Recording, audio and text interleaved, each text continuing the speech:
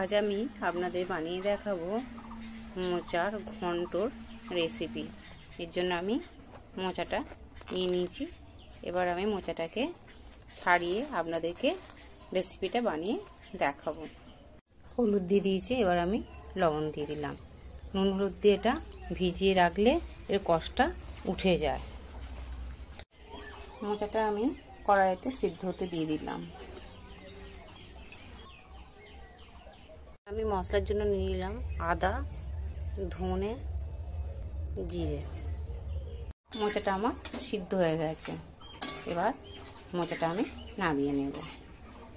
যে মোচাটা আমার কিন্তু একদম সিদ্ধ হয়ে গেছে। এই যে আমি তেল দিয়ে দিয়েছি, এবার দিয়ে দিলাম জিরে, এবার দিয়ে দিলাম আলু। আলুগুলো আমি লাল লাল করে ভেজে নেব। আমার লাল লাল করে ভাজা হয়ে গেছে। এবার আমি যে আদা, ধনে, জিরে বেটে রেখেছিলাম সেটা দিয়ে দিলাম। দিয়ে দিলাম লঙ্কা গুঁড়ো, দিলাম হলুদ গুঁড়ো। এবার আমি আলুর সঙ্গে এটাকে ভালোভাবে কষিয়ে নেব। মশলাটা আমার কষানো হয়ে গেছে, এবার আমি ছোলাগুলো দিয়ে দিলাম। ছোলাগুলো ভালোভাবে আমি আলুর সাথে কষিয়ে নেব। ছোলাটা আমার কষানো হয়ে গেছে, এবার আমি মধ্যে মোচাটা দিয়ে দিলাম। মোচাটা আমি আলুর সাথে ভালোভাবে কষিয়ে নেব। মোচাটা কষানো হয়ে গেছে, এবার স্বাদ অনুসারে আমি লবণটা দিয়ে দিলাম। এবার দিয়ে দিলাম জল, এবার দিয়ে দিলাম ঘি।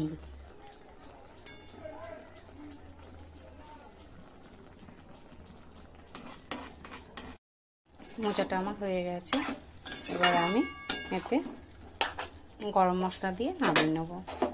গরম মশলা আমি দিয়ে দিলাম। গরম মশলাটা আমি মোচার সাথে মিশিয়ে নিয়ে নামিয়ে নেব। দেখুন মোচাটা আমার রেডি হয়ে গেছে। এবার আমি মোচাটাকে গরম গরম ভাতের সঙ্গে সার্ভ করব।